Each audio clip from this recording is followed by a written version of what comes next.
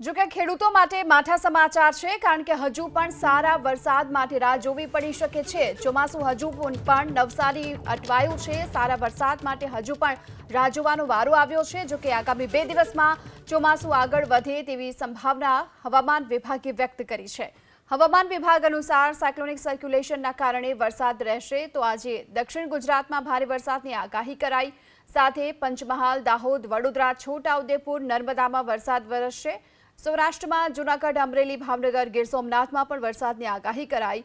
દીવ, દમણ, દાદરા નગર હવેલીમાં ભારે વરસાદની સંભાવના છે। વરસાદની સાથોસાથ 40 થી 45 કિલોમીટરની ઝડપે પણ પવન ફૂંકાશે।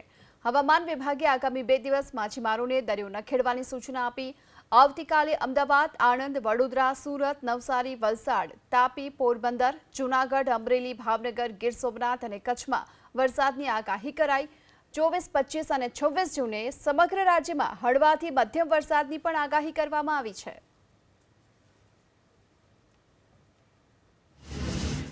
स्टॉर्म की एक्टिविटी का पूर्वानुमान है वो साउथ गुजरात के सारे डिस्ट्रिक्ट कवर हैं और नॉर्थ गुजरात के पंचमहल, दाहोद और महिसागर के लिए। मानसून प्रोग्रेस का जो स्थिति अभी जो मानसून की जो प्रवेश की स्थिति अभी भी नवसारी तक बनी हुई है। आने वाले कुछ दिनों में हम एक्सपेक्ट कर रहे हैं जो मानसून की जो बढ़ने की जो आगे की स्थिति होगी वो आने वाले कुछ दिनों में आपको मतलब उससे अपडेट करा दिया जाएगा। तो हजू पण थोड़ी राह ચોક્કસથી જોવી પડશે અને 2 દિવસ બાદ ફરી એક વખત વરસાદ પડશે આગાહી કરી છે હવામાન વિભાગે। આજના દિવસની વાત કરીએ તો દાદરા નગર હવેલી, વડોદરા આ સાથે છોટાઉદેપુરમાં વરસાદ વરસી શકે છે।